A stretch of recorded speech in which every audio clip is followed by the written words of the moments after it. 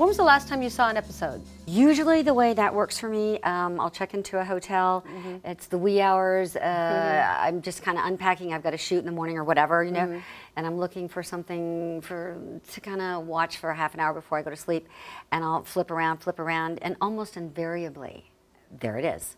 And I'll sit there and I'll watch, and when I come upon it, I genuinely believe that we accomplished exactly what we set out to do. For sure. Yeah. And I now have this delicious experience when it comes on. I have 6 grandchildren. Watching it with them. Yeah. And then watching them studying me, because it looks like their grandmother, but it's not their grandmother. She doesn't act like that at all.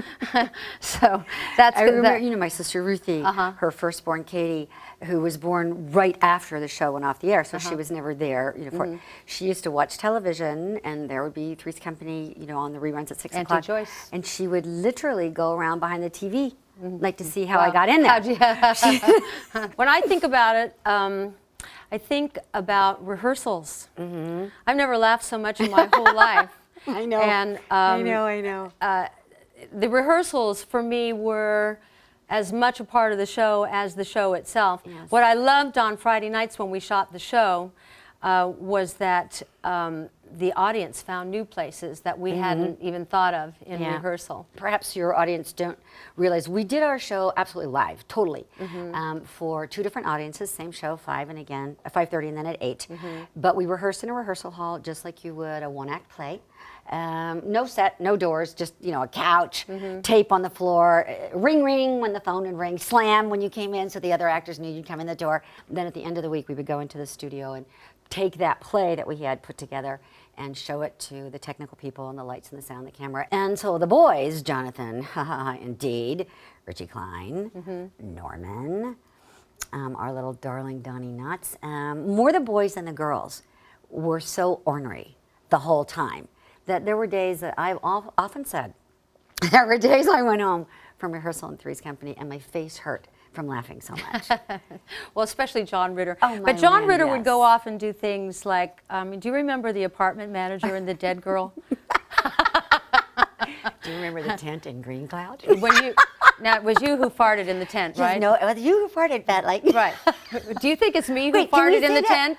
I do, but can we say that on here? I don't. Yeah, this is CafeMom on YouTube. I can say anything. Then shall I tell that story? Yeah, is it like right, okay? Right. But see, I think you farted. God. Okay. I think it was her. Okay, we're on the sound stage. We're doing technical rehearsals, which means it takes forever, and you're waiting and waiting and waiting and waiting because the play that you've now prepared, the crew are trying to hear it, see it, shoot it, stage it, So sometimes you wait for a very long time. Well, Suzanne and I are in this little pup tent under all these lights, waiting. And pretty soon John is going to come and crawl into the little pup tent that Suzanne and I are like squished down in. And just seconds before, and it's so hot, and there's a human oven now. One of us had an explanation of flatus. We've forgotten who did. And so the 2 of us are in the little pup tent, like this, looking at the little crack that he's going to crawl through, knowing there's a big that green any cloud. moment he's just going to crawl right into that cloud. And we're like just... The tent was shaking from the outside. Land. Right. And you can imagine when he did crawl into the cloud, he made more of it than either one of us could have ever made. It wasn't that bad. Even if it was me, it wasn't that bad. But Jonathan made it seem like, oh, sweet Julie. Yeah. It was the crappy food they were serving us at dinner, you know, it's got to come out somewhere. The tent in Green Cloud. Well, if you think about the kind of numbers we were doing, because there were only 3 choices. Right. And I think there's some of our shows were up there with the Super Bowl and a couple of Bob Hope specials as the all-time most watched shows. If you recall, the president actually was giving an address to the nation at 9 o'clock on Tuesday night when we would air.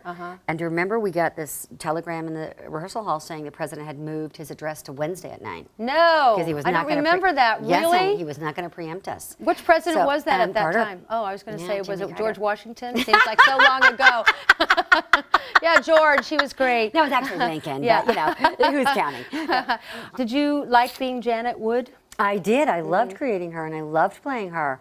I loved the fact that people enjoyed who she was. Right. It was I had never played the straight man in a comedy. Right. And so I had to create her in a way wherein I could actually be funny and fulfill my Right. obligation to the story, which Right. was to be the straight man. Right.